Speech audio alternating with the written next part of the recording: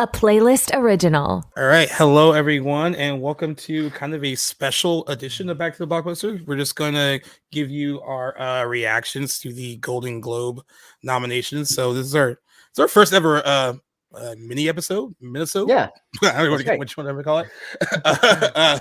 Yeah, just the Golden Globes. I know we said that we were going to throw it in front of Home Alone, but Jackson actually was like, whoever wants to hear the nominations would just want to hear that, and whoever just wants to hear us talk about Home Alone would just want to hear that. So instead of cramming them into one episode, they are going to be separate, and we're just going to have a quick little rundown of today's nominations, which I guess mostly went as we kind of thought they would.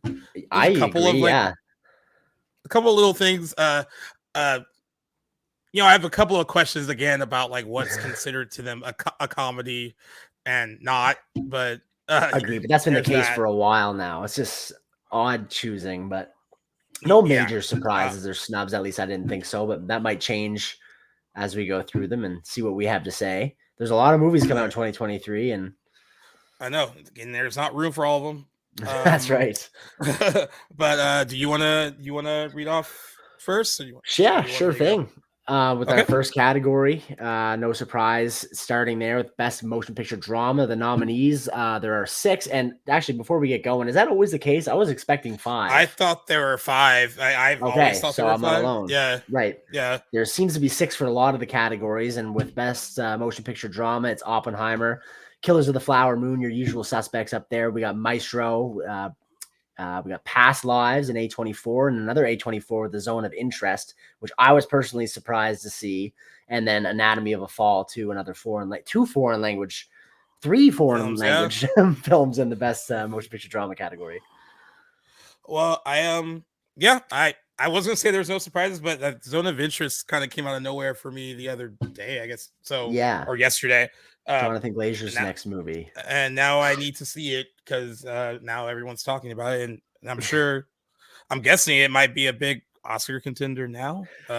It's got like a 93 Metacritic score right now. So, and maybe it was the whole time and I just wasn't paying attention. Well, he comes off Jonathan Glazer coming off a 10-year hiatus after Under the Skin with this. So I think it's safe to say this is very much anticipated now, and looks like it's got some love from the Golden Globes now. Yep, the Hollywood Foreign Press loved it, and I saw online that a lot of people were like, I'm glad that they felt that they could actually nominate more than one foreign language film. Yeah, in a major category, in a major category. So good for them. There was also there are some haters of Past Lives on Twitter. X, wow, that's hard to imagine. Who think it's kind of like a film Twitter kind of Oscar baity movie and not that good. But other people really, really love it. I haven't watched it yet. I can't wait to see it. Yeah, I'm assuming I'll like it. But the people that did love it, this was like a big FU to some of them that were like, hey, this. They think the film escapes beyond like film Twitter hype, because sometimes there is that where a lot of people who see these things early will generate a lot of buzz for certain movies, and really it's just us that really liked it, and maybe not the masses. I've seen this all over the year though. Past Lives for a while too. Yeah, and it kind of was one of those like kind of earlyish ones too that people thought they might forget, and they didn't. So none of these are surprising to me except for maybe the Zone of Interest. Maybe Zone of Interest, but that's only because I haven't really paid attention to its gradual rise during award season. One to check out for sure. But I already know who you got for drama, so I was going to ask you who do you want to win, but I'm pretty sure it's obvious.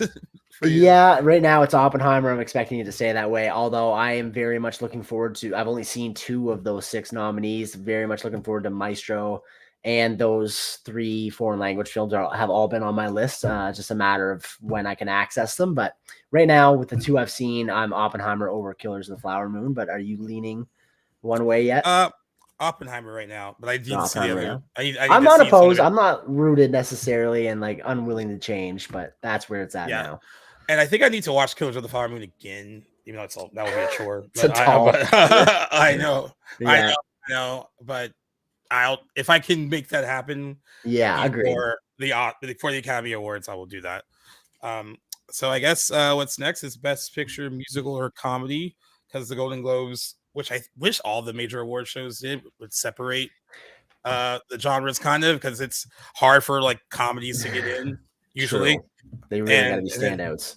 and then also the Golden Globes has a very loose definition of what a comedy is. Some of these make sense. So you got Barbie, Poor Things, American Fiction, The Holdovers, May December, and Air.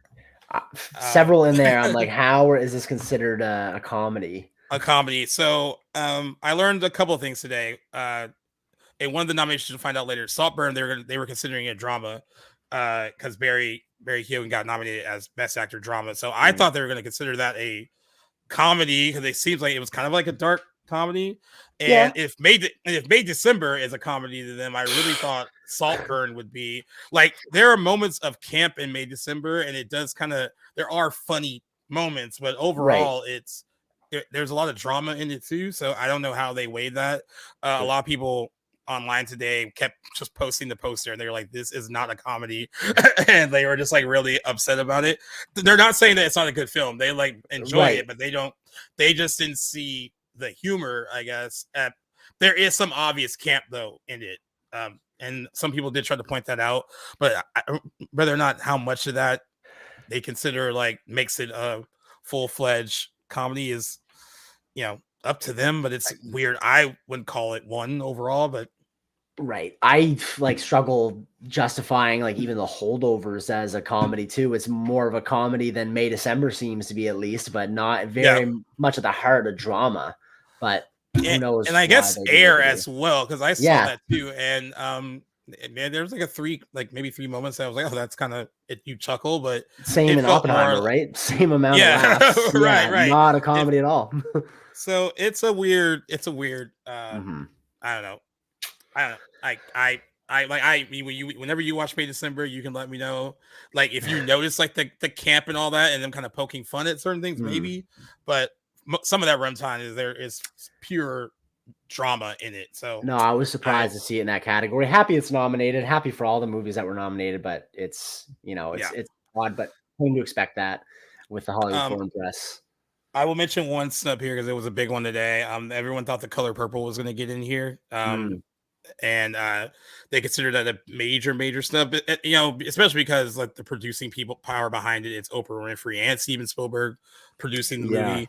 And then Golden Globes usually love big musicals like this. They did nominate two of the actresses from it. I'm thinking that Air took its spot. Of these movies, maybe American Fiction, but I'm going with Air taking its spot overall. But that was like one of the bigger snubs of the day was The Color Purple. I haven't watched it yet, so I still can't gauge that, but that's what I'm thinking. I was disappointed not to see Saltburn there in either category, but maybe not as big of a snub. It got some love in other categories, but two films we would have liked to have seen in there too. But for Best Director Motion Picture, awesome for Bradley Cooper. He's in there for Maestro, which he directed and starred in. Greta Gerwig, of course, for Barbie. That was alluded to for a long time now. Same with Christopher Nolan and Oppenheimer. So both of our Barbenheimer directors got nominations. That crazy Greek, Yorgos Lanthimos, for Poor Things has a nomination too. Love his work. Excited for him.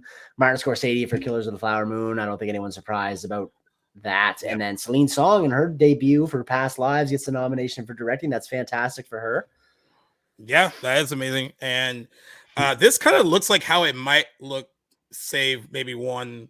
I've seen Alexander Payne's name pop up for Holdovers. That could be one that does, but this kind of looks like what we'll see. Who do you take out for this if you're gonna do it? If it's the Oscars, who you taking out? It's hard, eh? I haven't seen Past Lives, but I guess it would be Celine, just based on what other people have said. Right, it'd probably be Celine Song for Past Lives, but I also don't want to take that from her. I mean, if the debute's as good as they say it is, then she should be there.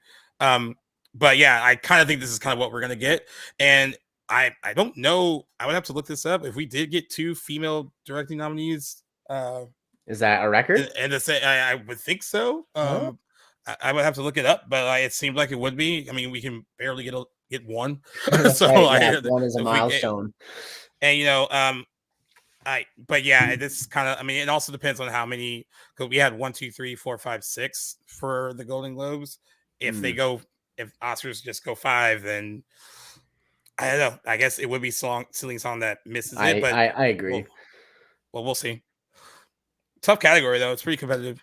Yeah, it's a competitive year in a lot of categories, which is you like to see. It sucks for the ones that don't make it in, but it's nice to not have a clear winner.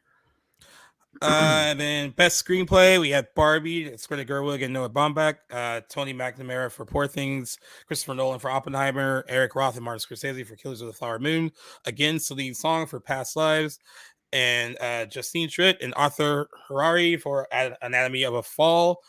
The only surprise that I see here is I thought maybe the holdover screenplay would make it in here, or May December, because it's also picked up some screenplay for some screenplay nominations, but that's my only I guess snub, and it's not a huge one, but I was expecting to see one or both of them there.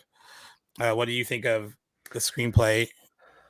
Again, it's hard to argue against these picks. Again, like Celine Song, great for her for busting in there on her debut with directing and screenplay nomination, but I can't really comment on a few of these because I haven't seen them. I'm not surprised to see a lot of these nominated, but as far as like who I'm removing, I guess I won't really know until I see a few more of these movies, which again, Cam and I were talking about this earlier. We got a lot of watches to get in December. If I'm expecting to get all of these watches in by the show on the 7th, it's going to be a dense schedule, but yeah, I don't know who I'm taking out. They're all deserved, they feel, and yet there's still so many that feel like they were snubbed. It's just impossible, but 6 is a nice number. It's better than 5.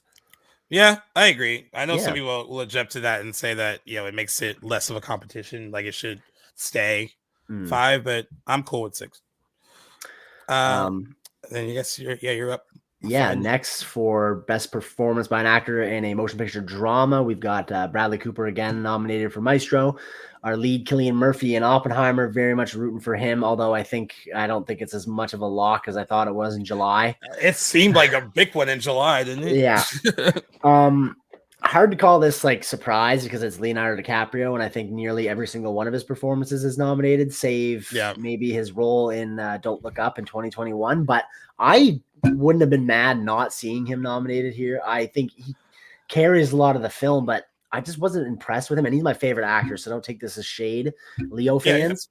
But I just wasn't impressed. But maybe that's because he sets the bar quite high. But he's nominated for best actor in a drama, and we got Coleman Domingo in Rustin, which is one of those movies that slipped through my radar this year.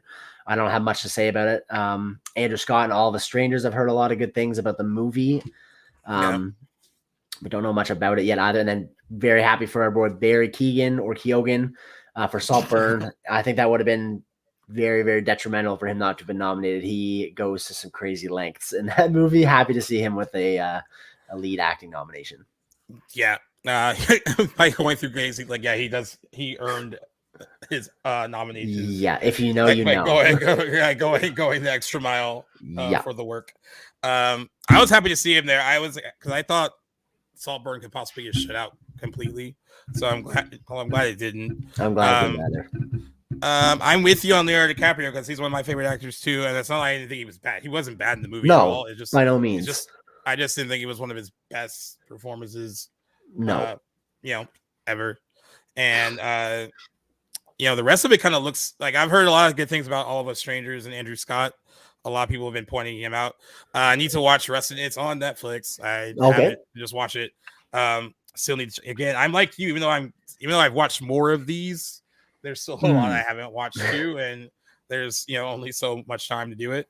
But yeah, I would say the big surprise would be, and that's weird to say that Leonardo DiCaprio is a surprise, but I know, right? But I know some people might say Coleman Domingo might be for Rustin, but some people were calling that too. So it'd probably be between the two of them as being a surprise. A lot of people think this comes down to Bradley Cooper and Cillian Murphy, though, in the long run. But we shall see. I agree with you. I thought Cillian Murphy was like a lock in July. I thought no one else was going to compete with him. Really, we've had a lot of good releases since then, and I kind of want to see him win. But it'd be We don't have nice long to because I feel wait like to he's find earned out. it. I know, right?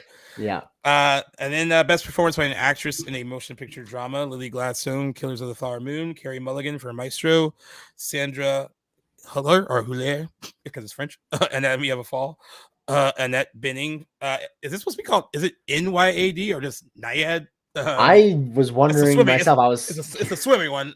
I got their 4-year consideration package. I never watched Oh, it okay. because I didn't have time. I But it's a hadn't heard swimming about it until movie. the nominations came out, so I was waiting to see how you were going to pronounce it. In my head, I've been Yeah. saying Nyad, but I don't know what that's supposed to be. Greta Lee for Past Lives, and is this Kylie? Is it Spaney? I guess That's how, her yeah. name. For Priscilla, and I'm gonna call 2 surprises, and it's Kylie here for Priscilla and Annette Bening being the 2 surprises for me. Even though I knew someone said it was an outside shot that Priscilla could pull one and be her, because the Golden Globes likes based on true stories, and like sometimes award season really likes movies based on real people. This seems like this is Lily Gladstone's though, because she's been picking them up left and right. Very much so. But yeah, another competitive category though. But I think Lily's got it unless something crazy happens. I've heard her coast this competition is Carey Mulligan and Maestro though. They said she even steals the movie from Bradley Cooper in certain moments. So nice. Yeah. So yeah. What are your thoughts on? Many I haven't seen. I think I've only seen one of these performances. I would have to say where things are at now. I also think Lily Gladstone has it in the bag, but not surprised to hear Carey Mulligan will be giving her a run for her money. I think those 2 lead performances in that movie are going to be incredible, as I'm sure all the nominees are. I'm going to try and see as many as I can before the time comes, but there's several too in best performance by an actress in motion picture, musical or comedy that I've not seen. I'm sure many people are happy to see Jennifer Lawrence nominated for her role in No Hard Feelings. Some good love for that movie. Cool. Probably its only nomination, I think. Yeah. Fantasia Barrino for The Color Purple, as you'd mentioned. Natalie Portman for May December. I'm sure comes as no surprise. You've seen it, right? Yep. This is a different one. I'm not sure if this is where this name hails from, but Alma Poisty for Fallen Leaves. Hopefully I said that somewhat correctly. Margot Robbie, of course, for Barbie, and Emma Stone for Poor Things are 2 that I don't think anyone was surprised to see either. By the way, Emma Stone got 2 nominations today. She was nominated for The Curse on Showtime as well. Yeah. In addition to this, and she's having another moment. Jennifer Lawrence, they campaigned hard for her for No Hard Feelings, and they specifically campaigned for a Golden Globe. I think they knew that like she wasn't going to get any Oscar for that, right? But it is she carries the whole movie on her comedic performance, so like it's cool that she made it in. Natalie Portman of the 3, because her character is like an actress, and she does kind of poke fun at like actors that go method, and you can tell that she's having fun. You can tell that she's having fun, kind of toying with that a little bit. So it is if there is some funny stuff, it's very subtle coming from her. But again, that's the whole May December is it a comedy thing, and I think it's still kind of weird. And I haven't seen The Color Purple yet, and Our Fallen Leaves, so I can't judge those or Poor Things, but. I like the lineup of women though. Like it seems like it'd be a really still competition as well. Mm-hmm. I feel like that Emma Stone, since she kind of is like if she gets nominated for an Oscar, it's more than likely that Emma Stone will. So I can see her winning in this category as like being the front runner, right? Of the from bunch. What I've heard too. But I like that Natalie Portman is like sneaking in, because a lot of people said that her performance is kind of too understated to get in. She has one really big moment towards the end of the movie. It's like a really good monologue. I think it's like 2 or 3 minutes, and she it's like really, really good. But compared to like Julianne Moore and then Charles Melton, she has the least emotive work of the trio. I see. But it's still very good though. Like what she's doing is good. So I'm glad that she was able to sneak in there with a nomination as well. And I like the lineup. And kudos to Fantasia Barrino, because like my mom is a big fan of American Idol, and I forget which one she won. I think it was season 3 or something like that back in the day. Oh wow! And, wow.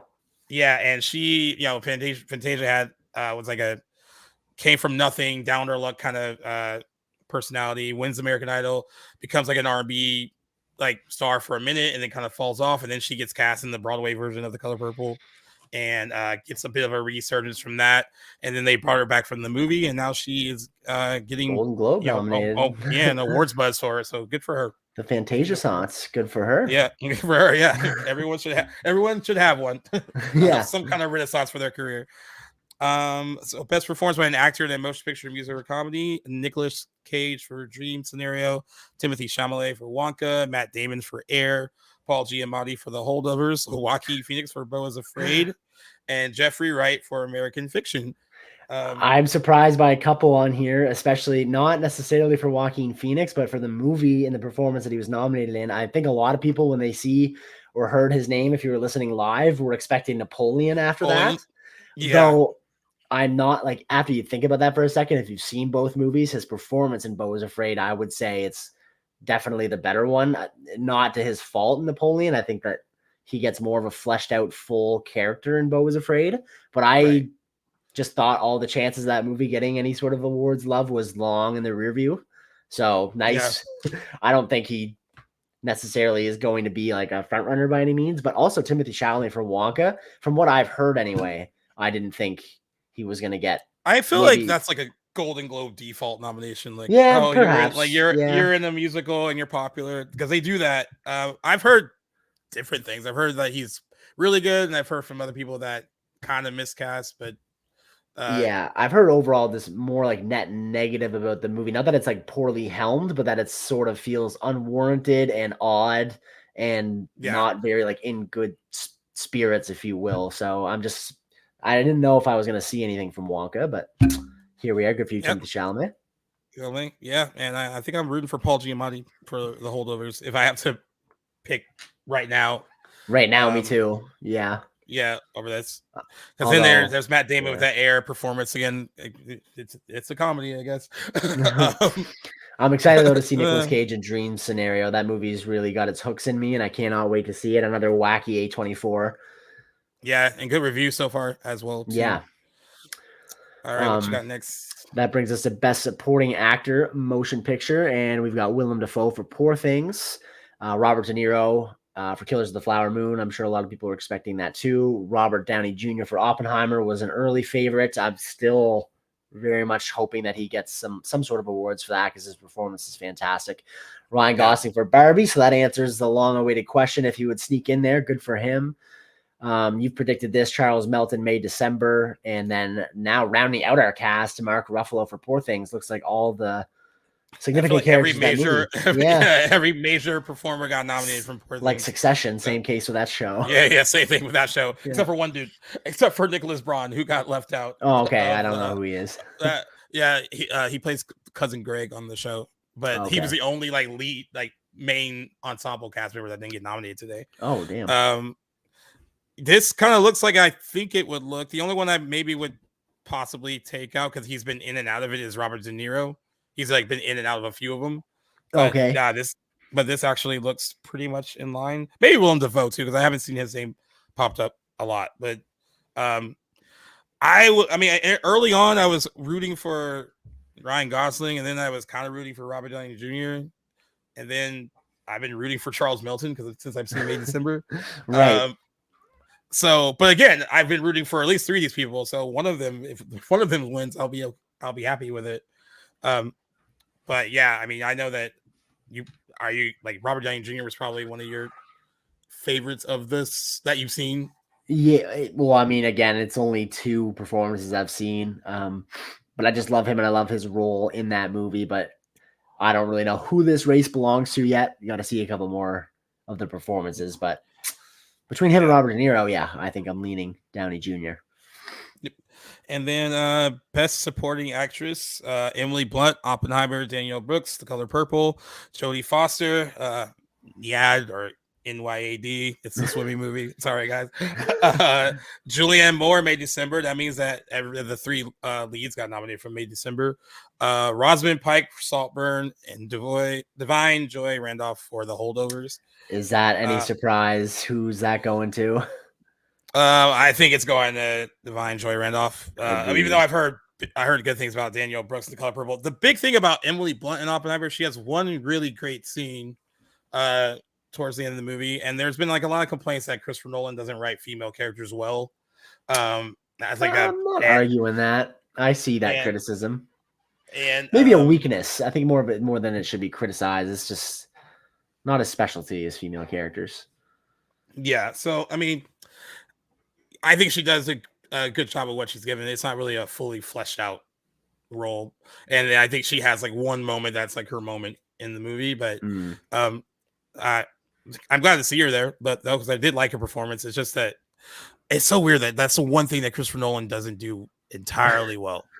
Yeah, even though he's a really good filmmaker, he does not know how to write women that well. But you know what's funny is like at this point in his career, I feel like he should maybe get help with doing it. Like I don't know, like be okay with like having like a female co-writer like kind of flesh out the female roles, because I see the complaint a lot where they feel like it's almost like a boys club in his movies, and the girls kind of get shortchanged. But it is what it is, I guess. But I actually am happy she won't win, I don't think. But Rosamund Pike for Saltburn, because she cracked me up. Yes, there were several female performances in that movie that I thought were really worthwhile.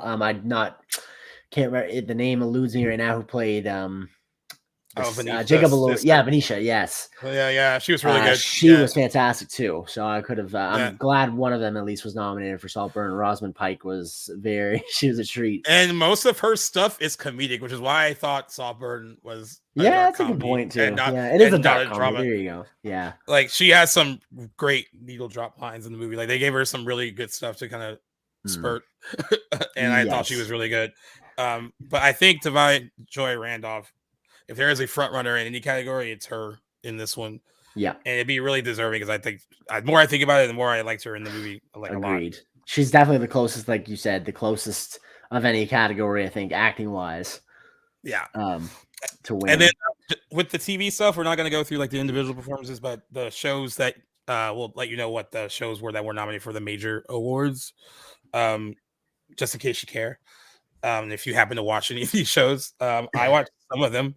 I will say this about Succession. I saw a lot of people today that were like low-key happy that this will be the last year they'll be nominated for stuff, because they were like, they don't think it's fair that it dominates, like, especially categories, that it dominates like 3 of the 5 slots or something like that. They're like, they want their wealth to be spread out for sure, and it had its run for sure. Yeah, time is behind it, but do you want me to take the yeah, for sure. Yeah, because I jumped down a little bit, but let's cover best television series drama. So 1923, which is the Yellowstone prequel series from one of them. Sheridan.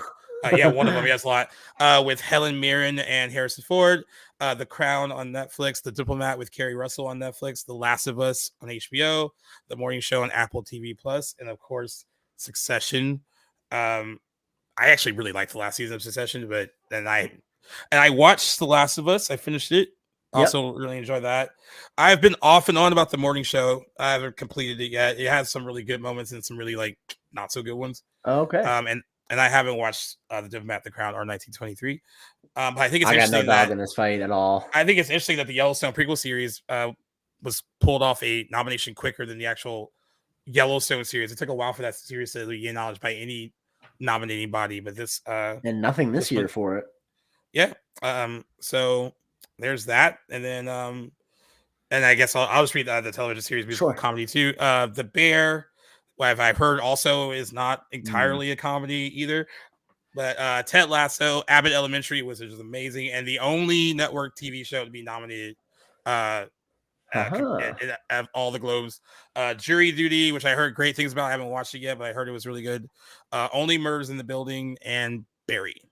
Yeah, the last two have gotten lots of nominations over the years too. Yeah, and I'm really rooting for Abbott Elementary because it is a truly funny show. It's pretty much like The Office, but with like set in like a school about teachers. And that's pretty cool. And it's hilarious. And I heard Jury Duty is really. I just love the concept that everyone else is acting, and this guy thinks he's on a real jury trial, and he's real, and then everyone else, it's all kind of like it's fake, but he doesn't know it.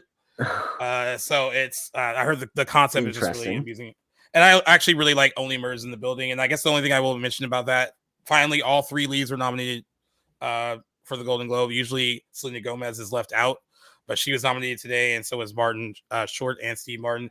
And then Meryl Streep got a record 33rd Golden Globe nomination for her supporting role in season 3. Which, yeah, I didn't realize she was in that show at all until today, but I didn't realize that she now has a record. That's quite impressive for her. Yeah, that's crazy. And they said she broke her own record too, by the way. Of course. her own record. And then when she gets another nomination probably next year. Make her own. She just keeps breaking her own record. Yeah. What did you skip down to though? I'm jumping down now to best original score for a motion picture. So skipping through some TV. This I'm very happy and not at all surprised to see, because I still regularly listen to the sound or the score for Oppenheimer, but Ludwig Göransson is nominated for his score in Oppenheimer. The titular score from that movie actually is quite amazing. It's so good. Jerskin Fendrix for Poor Things. Very excited to hear that score once I get around to seeing that movie. Robbie Robertson, who had also done the Irishman score, is nominated for Killers of the Flower Moon. Yep. Micah Levi, I'm not sure how to pronounce it, for The Zone of Interest. That Jonathan Glazer's movies have very odd scores, and they're very fitting for the tone of his movie, so I cannot wait to hear that score.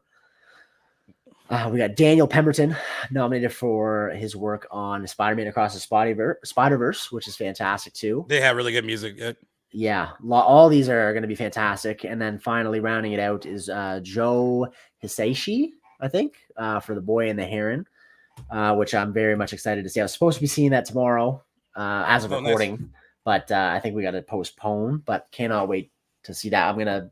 Might be seeing it in the English dub version. It's actually coming to my local theater, which I'm just happy enough about. I've never been. That's crazy that one's coming, but like Godzilla -1. Then I might be going to a neighboring city on the weekend to go see Godzilla -1 actually with Cam. So I'm hoping that ends up happening. But I'll be seeing one of those 2 movies this week, and I cannot wait. But The Boy and the Heron will be Hayao Miyazaki's final movie, so I'm grateful to be able to see a movie of his, since I've been a film lover, because I've not seen. He's had a long hiatus as well, so cannot wait. That also got nominated for Best Picture, Best Animated Motion Picture, along with Elemental and Spider-Man Across the Spider-Verse, the Super Mario Brothers movie, Suzume, and Wish. Wish has a 48% on Rotten Tomatoes. I realize it's Disney. I'm just saying that Teenage Mutant Ninja Turtles: Mutant Mayhem should be there instead, because it was a better animated movie, but I guess they have to represent Disney.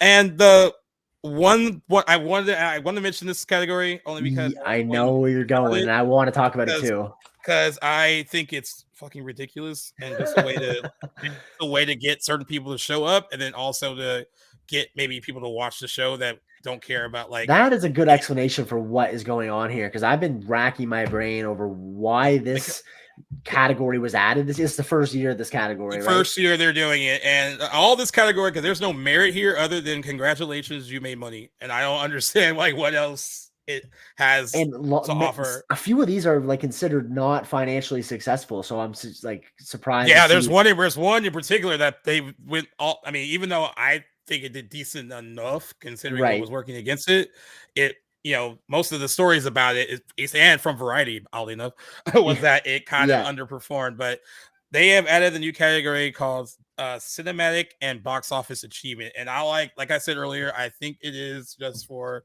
congratulations, your movie made money. Yeah. And Barbie's in this category, Guardians of the Galaxy Volume 3, John Wick Chapter 4, Mission Impossible Dead Reckoning Part 1, Oppenheimer, Spider-Man Across the Spider-Verse, the Super Mario Brothers movie, and Taylor Swift, the Eras Tour. I'm assuming she's there because they want her to show up. That'll boost ratings like insane. That's a great point. Yeah, and if we're talking pure box office achievement, I guess there's no brainer who's going to win. It'd be Barbie, because it was the highest grossing movie of the year worldwide. But I don't know what the other criteria is. If they have other, criteria, because it says cinematic and box office, which I feel is contradictory. You have movies in here that I think did well at the box office, but I don't think what do they mean by cinematic? I don't think that just because your movie made a lot of money or performed well at the box office that it means it's a cinematic achievement. If we're talking about the fundamentals of filmmaking, those things do not necessarily mean or coincide with another. So yeah, but again, Guardians 3 and Mission Impossible Dead Reckoning Part 1, I'm surprised to see on here because neither were they made lots of money, but relative to their budgets, they were considered failures, if you will, or relative failures. I guess if you're talking like, so with Guardians 3, I guess what we found out, what you shared with me, was that it was the only movie that costs over $200 million that turns some kind of a profit, right? So will that be part of the criteria of like, oh, look at what you did with a $200 million budget? But that is like not great company to be in. Why are you being recognized for that? It should cost $1 billion. And at this point, I feel like Oppenheimer and Barbie should win this together. I guess. I mean, they kind of piggybacked off each other. I will say, we never got to talk about it, but that whole actors on actors thing with Margot Robbie and Cillian Murphy, where she mentioned that Oppenheimer producer called her and basically asked them to move their date. And she was like, well, no, if you're scared to go up against this, you move your date. And I thought that was cool that she was like, I'm not backing down. And in the end, it worked out for both movies because like she even mentioned to Cillian Murphy in that interview that like that was something that was out of their control. That was something that the internet created. And the most positive thing that, it's not always positive on the internet. And it really helped these two movies probably do a lot, at least in those initial 2-3 weekends. I think definitely maybe just it could be just 2, but like I think they helped each other. They helped each other a lot. And it'd be weird because I know Barbie's gonna win this unless they want to be silly about it. But it feel weird to just congratulate her that movie and not Oppenheimer because it was like it felt like a joint venture, if you will. Absolutely, it did. I think both. Yeah, although Barbie, escaped with the higher box office revenue, I think both Oppenheimer and Barbie, like the amount of money that they made, especially considering, like, I think there's something to be said about Oppenheimer being the highest grossing R-rated movie that had that going against it. It's a 3-hour, wordy, dense biopic, still made just shy of $1 billion. Like, that's quite impressive too. But I agree, like, if you're going to give it to one of those, give it to both because they really piggybacked off each other. But interesting category. You're totally right, though, about why it's there. It's to boost ratings. I don't know why that hadn't occurred to me, but with that Taylor Swift Eras Tour nomination, now whether or not just want her to go, that's a different story. And by the way, we're not saying that what the box office achievement that she achieved with that movie, it was, I mean, a $92 million opening for a concert movie is insane. True. And the fact that she bypassed the studio system, also good on her. And all the money that it made was all made on weekends. It didn't play during the week during its whole that is actually insane to think about. That is quite impressive. So it is pretty impressive, but I think the intention is just to get her to go. Well, for the sake of the Hollywood Foreign Press, hopefully the Kansas City Chiefs do not have a game on January the 7th, or they're fucked. Oh, there we go. Because she'll be showing up to that instead. Yeah. God, in their mind, they're probably just be like, oh, I hope that we can get them both to show up together. Yeah, exactly. But yes, those are, of course, if you want to like get the full list of nominations, you can go to the Variety Deadline. They're everywhere right now. And we didn't cover some of the TV stuff because we don't typically cover TV. Every now and then, when we feel like it, sure. We cover some TV. This would be a full-length episode if we covered them all. It would. But the Golden Globe Awards will be on January 7th, which is the day after the Asher Awards, which I'm going to on the Saturday. So it's going to be a busy weekend. Oh my goodness, yeah, very busy weekend. And you have less than a month to watch some of these movies. So there you go. Oh my goodness. Rest in peace to our free time. It'll be spent at the screen for sure. Yeah, for sure. All right, buddy. Sign us on off. All right, guys. Thanks for tuning in and listening and to our reaction for the Golden Globe nominations. And as Gaya said, if you want to check out the full list, we were reading from Variety, but it's all over the internet if you haven't seen it by now. But let us know, too, what you think. If you are surprised by any snubs or to see any names in there that you wish were there, let us know. Thanks again for tuning in, guys. And stay tuned to our other episodes that we have coming at you guys for the rest of the holiday season. Take care, guys. Peace.